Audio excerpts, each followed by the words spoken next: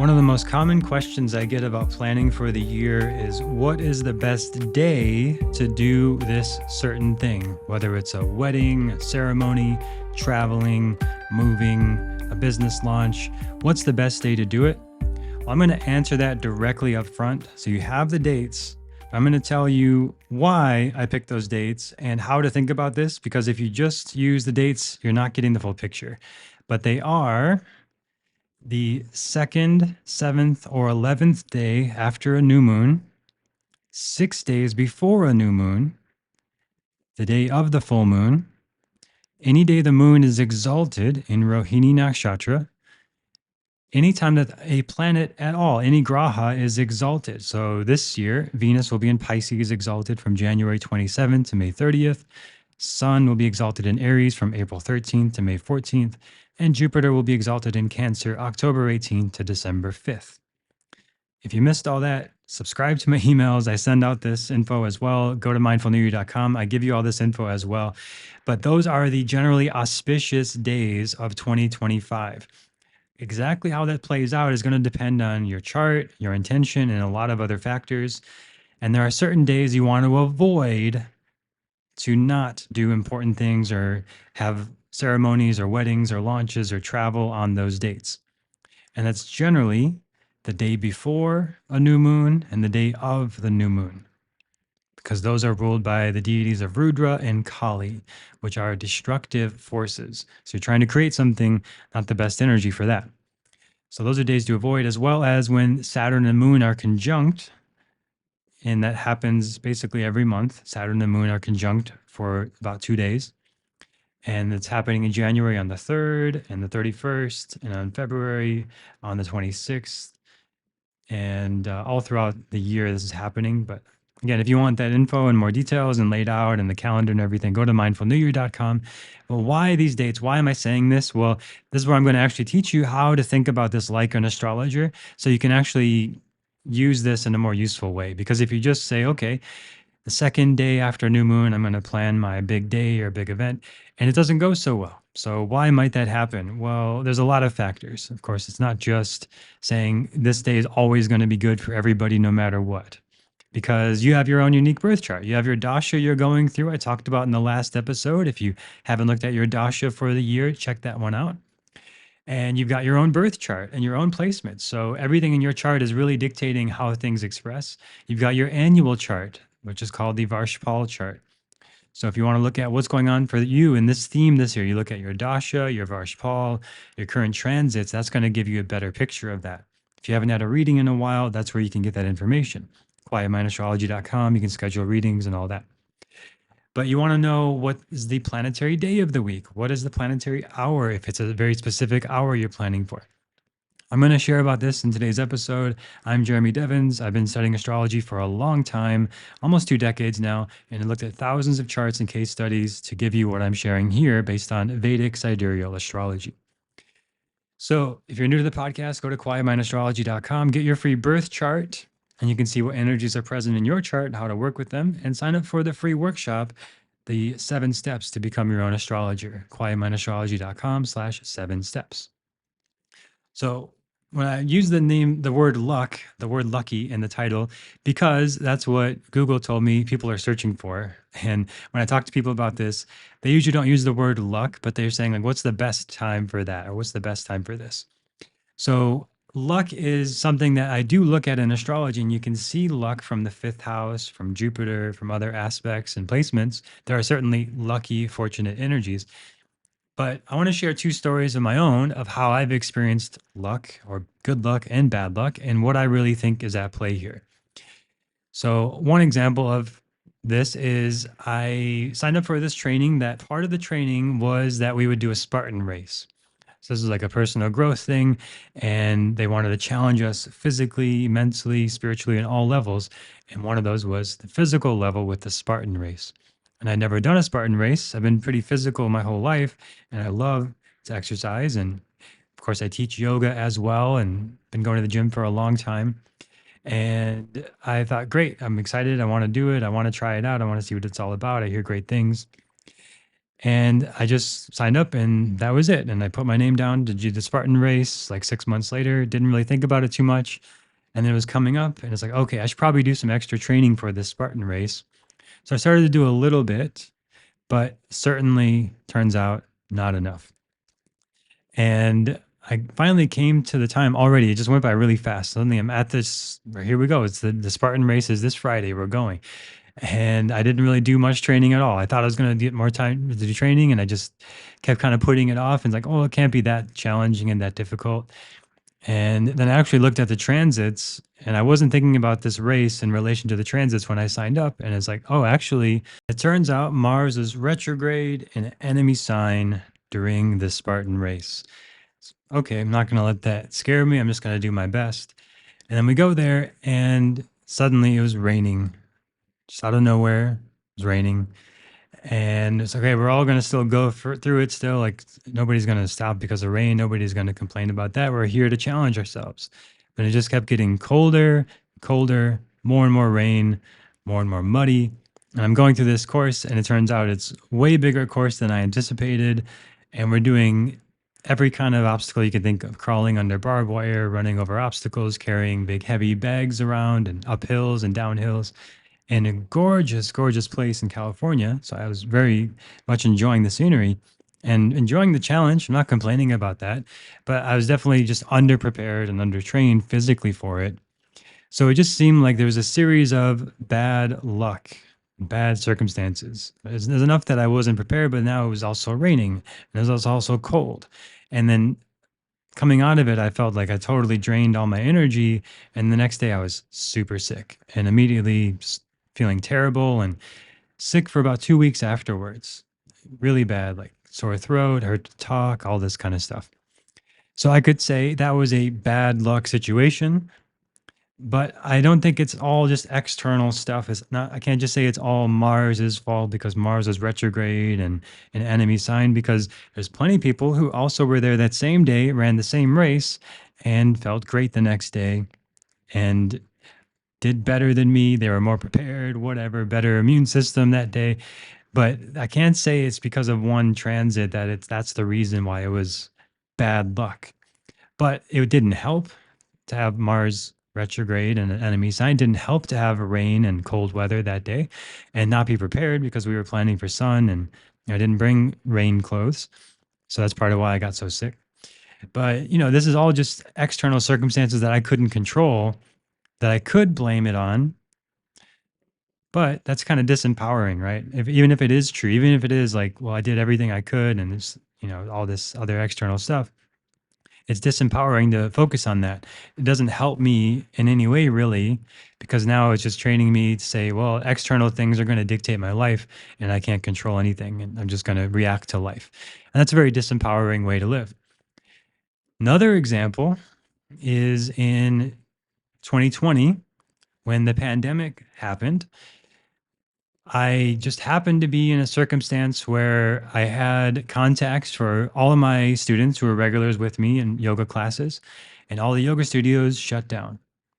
There's no more in person yoga. And that was my main work up until January 2020.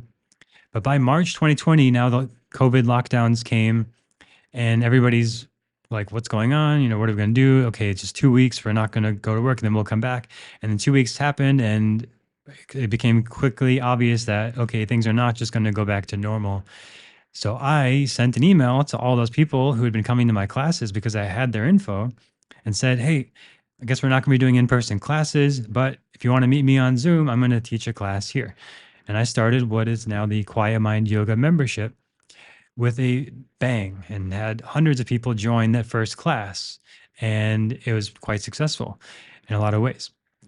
Now, I could say I was lucky because of that circumstance, but I just don't think of it quite that way. And, I can look at the astrology. There's a lot of challenging things going on in that time, but I just don't consider that lucky because I was actually starting to feel this need to shift from in person to online back in 2019. And I'd done a lot of that and led my first online teacher training in 2019. And in January 2020, February, I started dropping my classes. I was teaching, I think, like 10 times a week in person classes around town at different studios.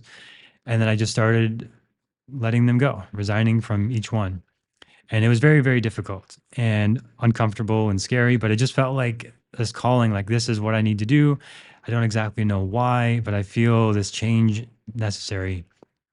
So by the time it reached March 2020, I only had two remaining classes of it was like 10 or 11 I had on a schedule. So just two remaining classes. But in all those cases, I kept in touch with the students and said, if you want to keep in touch with me, just write your email down and I'll keep in touch. And so I had that. So I had a way to connect with them and share what I was up to going forward, but it was certainly uncomfortable, uncertain, seemed very risky at the time. It was hard emotionally. Like a lot of my students were so sad and like, oh my gosh, we're going to miss you so much. Like, please don't go. And it's like, yeah, I know I love the class. I love working with you all, but it's just like, I just feel like I know this is what I need to do next. And I know it seems kind of abrupt in a way, like nothing was really happening that made me have to quit those jobs and let them go. But it just felt like it was the shift. And I'd already been teaching online a lot and moving in that direction. And then March came around and suddenly everybody had to give up their in-person classes. So it turned out to be a very fortunate choice of mine to already be transitioned into that direction. But again, I could say that was luck, or I could say that was more internal of me aligning with what is true for me and trying to find the right direction for myself. Of like, okay, I love these classes, but I love teaching online even more. And I love what I'm able to do there even more. And it becomes this difficult choice between something I love and something I also love. And which one am I going to choose? And it's trying to align with what direction I feel like I'm going in life. And yes, knowing the astrology, knowing the general in direction that seems to be everything is going with the bigger picture transits helps a lot. And I had some sense of it, but I wasn't focused on world predictions back then. And I was, if you listen to those old episodes, I pretty much only talk about what you can control in your personal life. And I even kind of eschewed astrologers who would talk about politics and world events and stuff.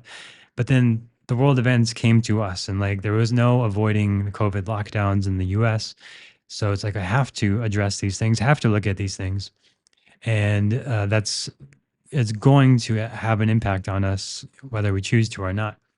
So I chose to start focusing on that a little more, but still it's like, well, what do I do? Knowing this external thing is going to happen, then what do I choose to do with that?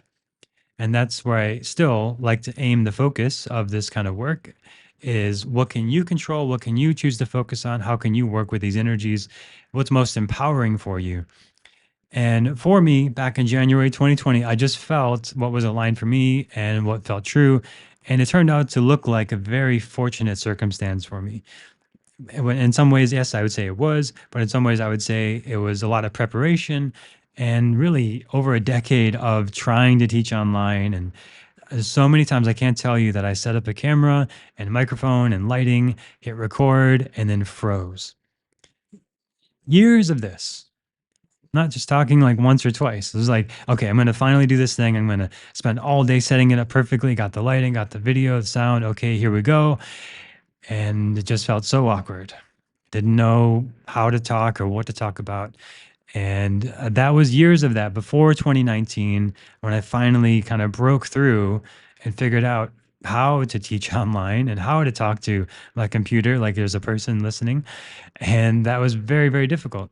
And then eventually with COVID and Zoom and everything, everyone had to kind of adapt and figure that out quickly.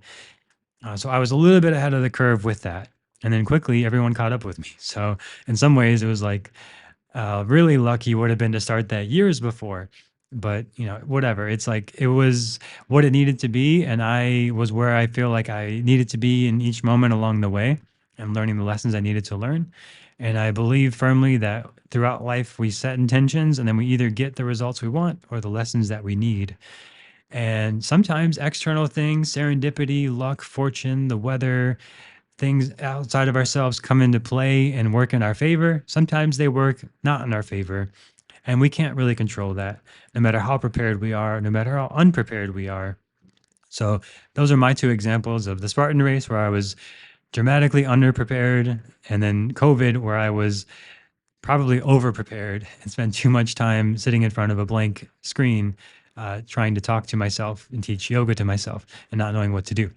But both cases, when the situation came, I did my best with the circumstances as they were presented. And in one case, it was very difficult. In one case, it was very favorable in the long run. But as we look ahead through the next year into 2025 in the future, and you're planning, what day is going to be auspicious for this? What time is this? So should I travel these dates? Should I move on this date? Should I have this intention on this date or start this project? Those dates I gave at the beginning are the dates that I would recommend for generally good and generally not so good fortune. But there's more to it. It's much more deep than that. So that's my little spiel about what I think luck is. I think luck is preparation and hard work, and then fortunate circumstances outside your control, meeting each other. But if you don't have the preparation and the hard work, the fortunate circumstances will just pass you by.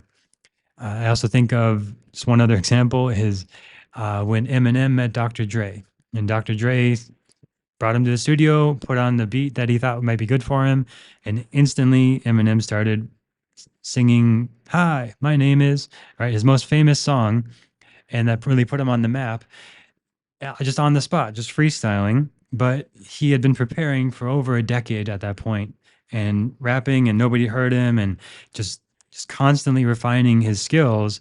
So then now he had this very, very fortunate opportunity with like the greatest hip hop producer of the time playing a beat for him. How's he going to respond? He responds with making a huge hit song. So there's that preparation and the hard work that precedes the lucky situation. And yes, I'm giving these dates. These are lucky dates in general for everybody. But it's like, how are you showing up day by day? What are you choosing to focus on that's in alignment with your vision, your goals, your values to lead you to that? And that's a very personal question where it helps to really know your own birth chart, to know your dasha that you're in, the annual chart you're going through, the varsphal, the major theme for the year, the muhurta point. These things all help you know, again, factors at play, but you get to choose what to do with that information. You are the CEO of your body, your mind, your spirit, your soul, your life, the chief executive officer operating this body and mind and spirit and choosing what to do with it. So as I give you this information, it's just things that, again, you get to choose what to do with it. It's ultimately internal rather than external. So what practices help you align and feel more prepared, more centered, more aligned in yourself? That's the real question for this episode is, are you doing those practices? Are you doing those things that help you center? What are they and how can you prioritize that so that when these fortunate circumstances arise or unfortunate circumstances arise, you can respond more skillfully? And it all really depends on the intention. So, like, let's say you're looking to plan a marriage, a wedding. Well, don't do it during Venus retrograde. Let's say you're planning to travel. Well, don't book your tickets during Mercury retrograde. Don't book your flights. Don't try to do all the logistical stuff during Mercury retrogrades. Let's say you are trying to launch a business. Generally, starting a new business is considered unfavorable during Saturn retrograde, which is about half of the year. But starting a business is more favorable during Saturn when it's going direct, which is about half of the year. So these are some things in general to consider. Generally, the new moon's a good day for setting intentions. The full moon, a good day for celebrations. Generally, the eclipse dates are inauspicious for everything. So if you can just chill out on the eclipse dates, that's generally good. The whole eclipse season, the 6 weeks around the eclipse, is generally a big transitional time where you will make major life-changing decisions. Generally, the waxing moon is more auspicious than the waning moon. As the moon is becoming more and more full, that's 2 weeks is considered a more auspicious, positive time. As the moon is becoming more and more dark, the waning moon, this is considered a more inauspicious time, less favorable for most activities. Generally, you can look at the prashna chart, which is translates to question, prashna, question. It's used if you have a question for a decision. Like, let's say right now you're asking, should I travel on these dates? Well, in that exact moment, you can pull up a chart of the current moment and see what factors are at play. That's a traditional method that I will say I don't recommend because You can ask a different question in the next minute and you'll get the same chart. And you ask another question the next minute and you'll get pretty much the same chart because it's just a chart of the current moment, the current transits. So it's not that precise and it's not that personal. It's just what transits are going on right now. So I'm not a big fan of the prashna chart for making decisions like this. You can still use it though. Let's say I'm thinking, should I travel on these dates? Pull up a chart right now. Okay, here's the energies that are present in the moment as I'm asking this. Here's some things to consider. But I would not weigh that very heavily. I would weigh more heavily the other factors I mentioned, and especially your current dasha and subdasha, your current annual chart, varshphal, and the current transits you're going through and the timing of your transits. Like if you're about to have K2 go over your first house while you're thinking about going to a yoga retreat after that point, that's a good thing. K2 is a sense of detachment from the self. A retreat is a sense of detachment from the self. That is simpatico. So when you look for resonant energies like this to make decisions of things that are going to be more resonant and harmonious. Or let's say you're thinking about traveling and going on this big whirlwind tour. You want to go to Spain and Portugal and here and there and London, etc. Some people go on these big trips, right? But then you see you're going to be having Saturn over your 12th house. Saturn brings limitations and restrictions in foreign countries. That doesn't sound like a fun trip. It sounds like a very serious, heavy trip, which is likely going to be, well, maybe it's just what you need. Maybe you need to experience that. So go for it. I always trust this too. Like, don't overanalyze it. Like, if you feel like but I've got to go on this trip, I don't care where Saturn is in my chart. This feels like what I got to do. Then do that. Like, don't let me stop you. Don't put it on astrology. You're the chooser of your life. You're the CEO. You get the choice. But I'm telling you the information based on thousands of patterns and just looking at a lot of charts over time and knowing the general energies at play. That would be a generally dissonant or inharmonious or inauspicious kind of combination of energies. That example specifically, like traveling to a lot of different places while Saturn's over your 12th house via transits.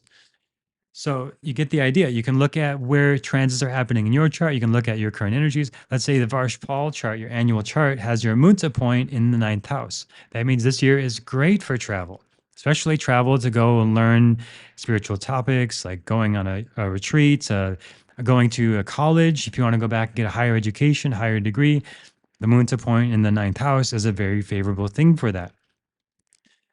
Depending on what sign it's in as well, what nakshatra, this gives you more detail of what energies are going on. So you can always continue to get more and more precise. I'm speaking in broader generalities because this is a podcast for everybody. And these are things that do apply to everybody equally. But when you're getting down to the nitty gritty of specific decisions, you do need to look at more precise things in your own chart. If you want to feel more confident with doing that, go to quietmindastrology.com/7 steps. I teach you the 7 steps to become your own astrologer. It's amazing how fast people learn in the trainings I offer. And you might think, well, this is a massive topic. This takes lifetimes to learn. Yes and no. It takes lifetimes to master really any skill. But to really get good at it and do the basic stuff, it's like reading a book, like or learning a language. It should not take you a lifetime to be able to read a book or learn a language. It should take you a while to learn a language, but not a lifetime. And there should be very good, useful tools to help you speed up that process and become more proficient with it. And I think I've created some pretty useful ones because I struggled myself for a long time. And I really wish these things existed when I was learning. I was fortunate to have great teachers, but there were still things that took me years that I see my students be able to pick up in weeks because of the resources I provide for them. And not that I'm super special or anything, but I've just distilled everything I've learned into one place to try to speed up that process and simplify that process. And I think if I have any gift, it is that to make things that are difficult easier to learn.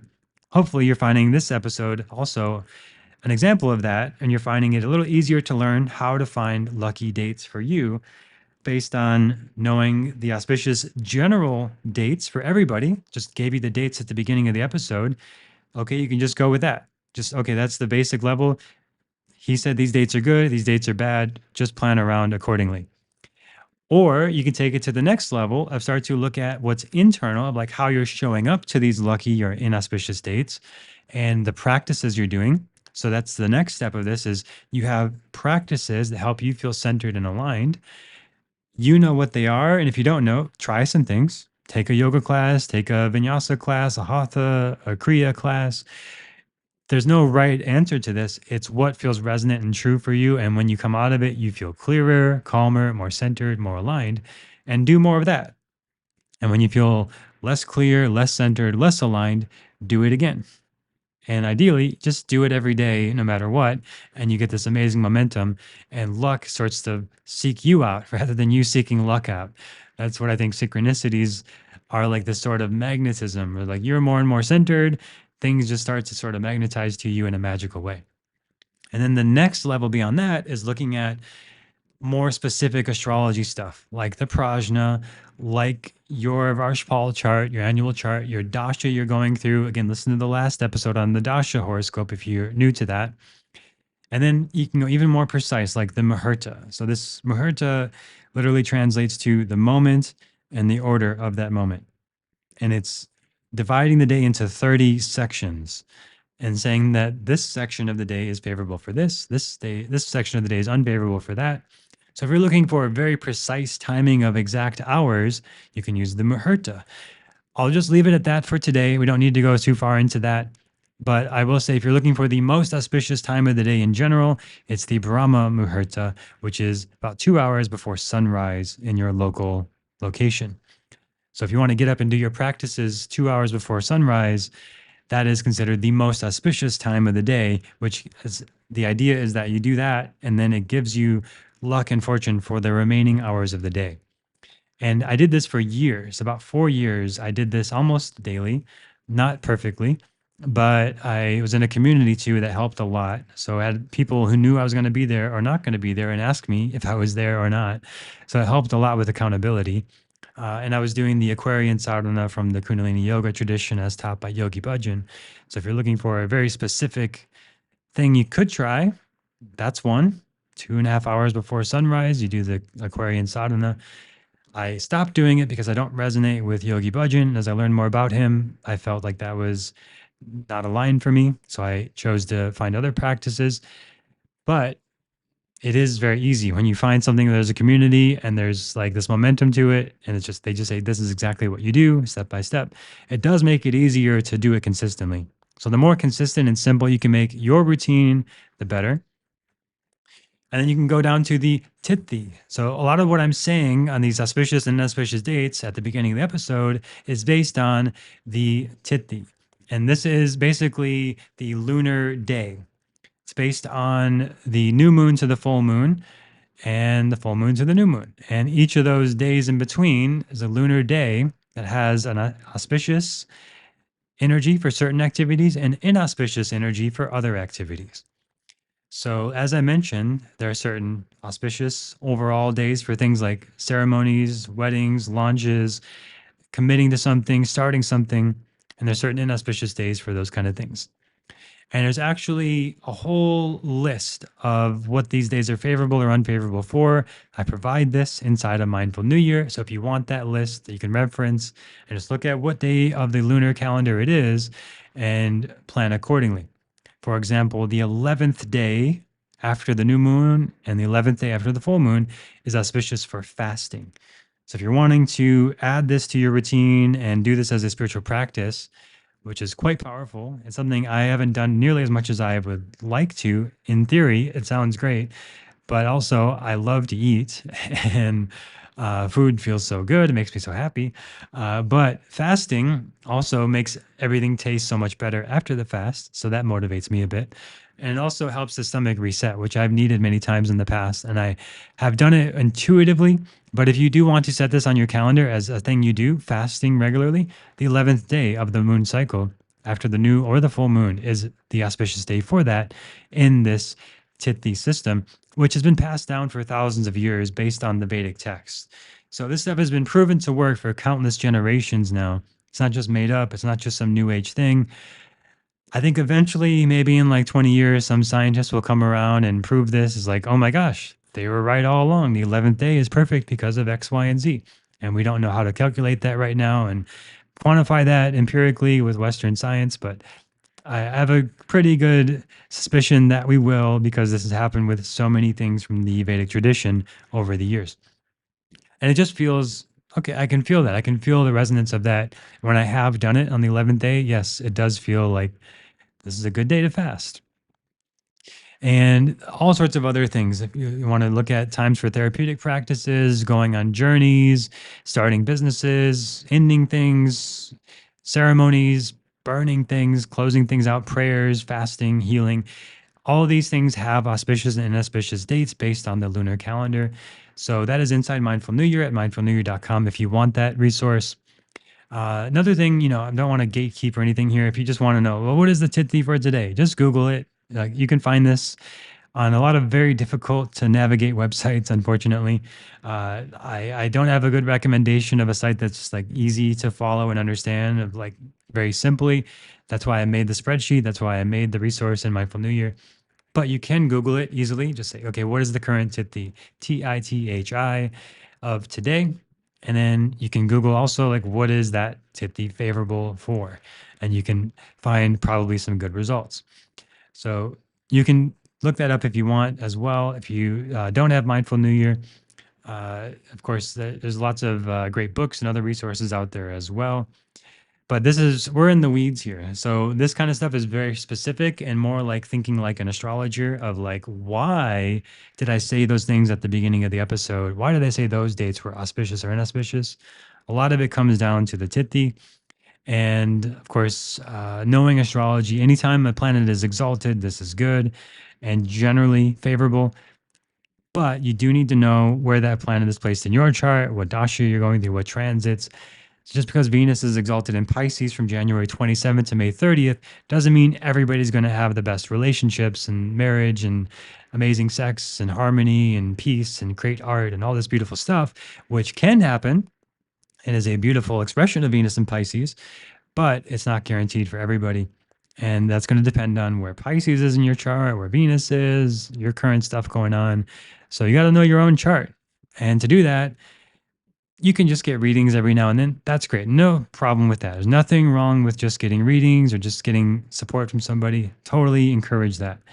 But if you want to teach yourself how to be literate in astrology, essentially, in some ways it sounds condescending to say that. I don't mean this in that way, but I do think of it like reading a language. And, I can say, if it helps, a little self-deprecation, I still suck at Spanish, even though I've been here almost 2 years. I took Spanish in school.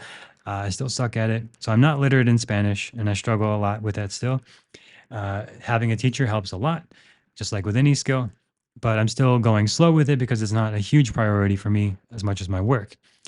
But all that to say, I'm not literate in Spanish, and there was a time where I was not literate in astrology either, so I couldn't really look at a chart and tell you much about it. And we all start there. So I was illiterate in astrology, and now I am literate in astrology. So I can look at a chart and I could talk for hours about any chart, because I know, okay, I see this placement, this sign, this house, this nakshatra, this aspect, this yoga, this dasha. And as you learn to become literate in astrology, you're able to do that too.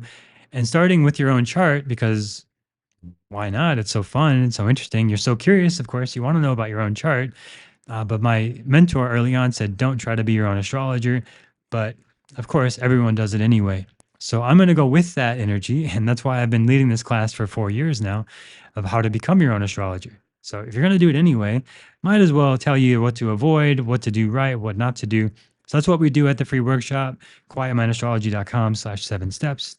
And that's 7 steps to become your own astrologer in Vedic astrology. And I'll tell you what mistakes to avoid, what things to focus on, and become more literate in reading your chart and knowing how to choose auspicious times for things, like what we did today. And knowing, yeah, Venus and Pisces sounds great, but if you're going through January to May 25 and struggling in relationships and these Venus and Pisces related things, and wondering why, well, there's probably some other factors that you got to consider. So astrology is a very global thing. We're all in this big cosmic clock of gears turning, planets moving. and these energies being reliably consistent and predictable. But exactly how it affects you is written in your chart, in your karma, in your timeline. And you can do magical things when you're aware of that, like Neo getting guidance from Morpheus in the Matrix. Once you can see the code, now you can have a lot of fun with it. So that's what we teach at the free workshop, quietmindastrology.com/7steps. Hopefully today's episode gave you some guidance as well in choosing auspicious dates and times for yourself this year. And again, go back to the beginning of the episode if you're looking for those dates, specifically what I said. And if you enjoyed the podcast, leave a review on Apple Podcasts, share it with a friend, because astrology is way more fun when you can nerd out about it with your friends and share it with them as well. Thanks for listening. I look forward to sharing more with you next time on the Quiet Mind Astrology podcast.